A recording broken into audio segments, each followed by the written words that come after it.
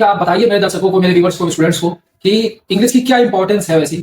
उनकी पृष्ठभूमि, उनका बैकग्राउंड सच तो ये है कि इंग्लिश के बिना आप high court, supreme court, even that किसी भी डेटा को अगर आप समझना चाहते हैं तो आपको इंग्लिश बहुत जरूरी है, आना चाहिए। अगर नहीं आती है तो future of middle class student, एक रूम रेंट 10,000 है। रूम भारत 3 ट्रिलियन इकोनॉमी वाला देश, 3 ट्रिलियन। मोदी जी जो आज हमारे देश के प्रधानमंत्री हैं, एसएसबी मोदी जी ने बहुत अच्छा काम किया है। आप जानते अक्सर एक स्लोगन है कि या तो बेचो तरकारी या नौकरी हो सरकारी। आपके देश की सेवा नहीं, इन्होंने एथिक्स पढ़ा, वहां पे वो बातें भूल गए। एथिक्स में इनको पढ़ा, यूपीएससी ने अपना पैटर्न चेंज किया। कोई राष्ट्रभाषा नहीं है जिनको ये पता है कि हिंदी राष्ट्रभाषा है, वो शायद मुझे लगता है व्हाट्सएप वाले हैं। गवर्नमेंट स्कूलों में तो नहीं पढ़ना चाहते, लेकिन गवर्नमेंट कॉलेज है वो। मेरा ऐसा मानना है कि पॉलिटिक्स में अच्छे लोग आने चाहिए, लेकिन चर्चा आपने कभी पढ़ाया एक अक्षर अगर आपने पढ़ाया हो, एक तो चैनल छोड़ दिया जाए तो केवल बकैती किया चारों तरफ, केवल बकैती किया। तो लोग प्रयास करेंगे, जो भी हो सकेगा, जो भी बन पड़ेगा, हम लोग पढ़ाएंगे, बताएंगे, मोटिवेट करेंगे, आगे ले जाएंगे समाज को, पॉजिटिविटी में और बढ़ाएंगे। और जो भी लोग ऐसे कमजोर है, मेरी भी इच्छा है और आपकी भी इच्छा थी, इसलिए मैं बहुत खुश हुआ और आप मेरे साथ रहे हैं। मुझे बहुत खुशी हुई जब मैं जान पाया कि आपने काम शुरू किया है। मैं तो कई सालों से लगा हूँ, लेकिन अब मैं अच्छे से एक ऑनलाइन प्लेटफॉर्म पे आके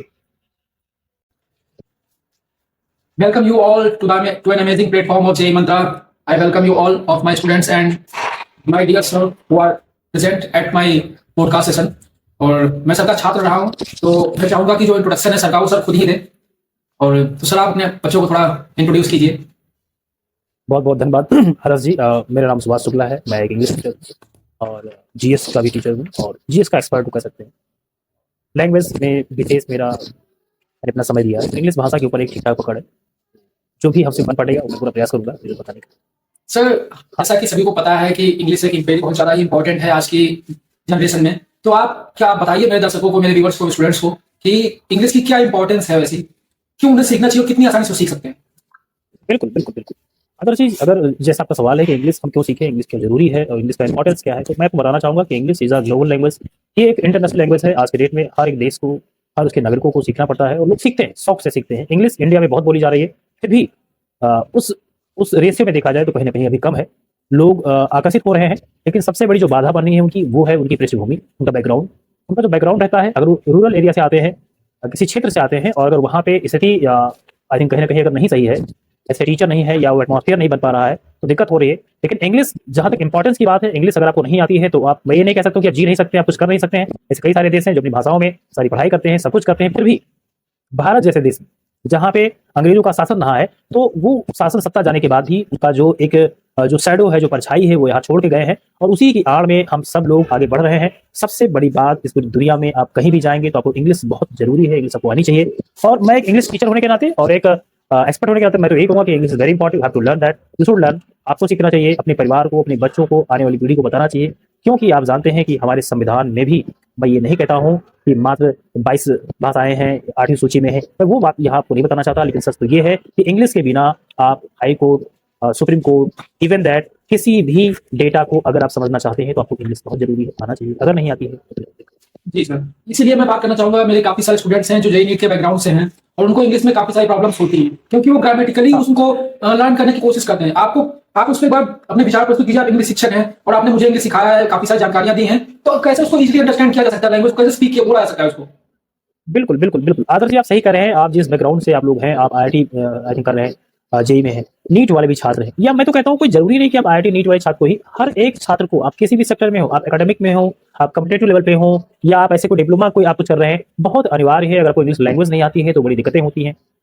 शुरुआत में बच्चा क्या करता है कि वो जब तक एकेडमिक में, अगर बच्चा 9th में है, 10th में है, 12th में है, तो वो अपने अन्य विषयों पर, खासकर साइंस सेक्टर पे काफी ध्यान देता है और वो इंग्लिश को भूल जाता है या उसको हल्के में ले लेता है। और बाद में वही चल करके जब वो बच्चा दिल्ली जाता है, चाहे मुखर्जी नगर हो, चाहे वो कोटा जाता है, चाहे लखनऊ कानपुर जाता है, पटना जाता है, तो फिर उस बच्चे को वहां पे फेस करना पड़ता है। उस समय वो मेन चैलेंज उसके सामने वहां हुआ, उसको तब दिक्कत होती है, तो एहसास होता है कि हमसे गलती हो गई, काश मैंने इंग्लिश भाषा को अच्छे से उसी समय ग्रहण किया, क्योंकि each and everything in English, हर चीज आप देखते हैं कि इंग्लिश में होती है। और फिर बड़ी समस्या होती है बच्चे को समझने में, साल 2 साल तो अंडरस्टैंडिंग में लग जाते हैं कि हमें क्या करना है और हम कर क्या, तो इसलिए बहुत जरूरी। As a engineering student I can totally relate it. और जैसे कि हमारे यहाँ पे सॉफ्ट स्किल का जो एक हमारे यहाँ पे सब्जेक्ट होता है सॉफ्ट स्किल, जो कि 9 सब्जेक्ट्स में से एक होता है, तो हमारे यहाँ पे जैसा सॉफ्ट स्किल में इंग्लिश बहुत नॉर्मली होती है, हमें बोलना सिखाते हैं, ऐसे सिखाते हैं कि हम कंपनी में अपने आप को प्रेजेंट कर सकें। तो अगर बच्चा इंग्लिश, आपको क्या लगता है कि अगर बच्चा इंग्लिश पहले से अच्छे से पढ़ के रखेगा तो उसको हेल्प नहीं, यहाँ अगर होगी कि अगर नहीं अगर होगी? बच्चे को पहले से भाषा के बारे में ज्ञान है तो सिंपल सी बात है कि होगी फायदा, क्यों नहीं उसका लाभ होगा। वहाँ पे उसको उसका जो समय है वो बचेगा। यहाँ से बच्चे जाते हैं फिर वहाँ पे इंग्लिश सीखते हैं। मैं देखता हूँ ऐसे कई मेरे छात्र हैं जो यहाँ से कोटा गए हैं, फिर उन्होंने इंग्लिश की वहाँ पे कोचिंग की है, उनको अच्छे से उनको भाषा नहीं आती। क्योंकि मैं जब वो यहाँ थे, मैंने जब उनको फोर्स किया, बताया, तो वो माने नहीं। उनको लगा कि मैं शायद झूठ बोल रहा हूँ, तो उन्होंने साइंस सेक्टर पे ज्यादा ध्यान दिया। बाद में जाकर के उन्होंने वहाँ से कोचिंग किया, फिर उन्होंने मुझे बताया कि सर 20,000 25,000 रुपये देना पड़ता है, तो उसके बाद फिर मुझे इंग्लिश लैंग्वेज सीखनी पड़ती है। तो अगर वो बच्चे पहले ही समझ जाए बात, तो फिर ऐसा क्यों नौबत ही आए। लेकिन वो मैंने कहा ना कि एटमॉस्फेयर ही ऐसा बना के रखा गया है कि बच्चे के दिमाग में बात भर दी जाती है कि आपको इंपॉर्टेंट कोई फिजिक्स है, केमिस्ट्री है, बायोलॉजी है, मैथमेटिक्स है। मेरे भाई, मैं कितनी बार बताऊं, सारे विषयों को समान नजर से देखिए। अगर आपको आगे बढ़ना है तो आप अंग्रेजी को अनदेखा नहीं कर सकते हैं। अगर आप अंग्रेजी की भाषा, मैंने कहता आपको ग्रामर आनी चाहिए, मत सीखिए ग्रामर, मत सीखिए टेंस।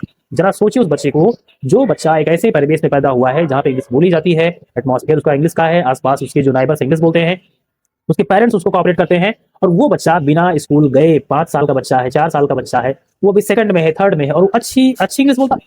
इवन दैट मैं ऐसे कई बच्चों को जानता हूँ जो एमएससी कर चुके हैं, लेकिन वो 2 सेंटेंस अपने बारे में 1 मिनट नहीं बोल पाए। 1 मिनट उनको अपना इंट्रो अगर देना हो जी तो सर। कंफ्यूज हो जाते हैं। उनको लगता है कि किसने क्या पूछ लिया, आता है पता नहीं, क्योंकि उनको डर है एक बैठा हुआ दिल में कि हम इंग्लिश कैसे बोल सकते हैं। फिर वही लोग जाकर के बाद में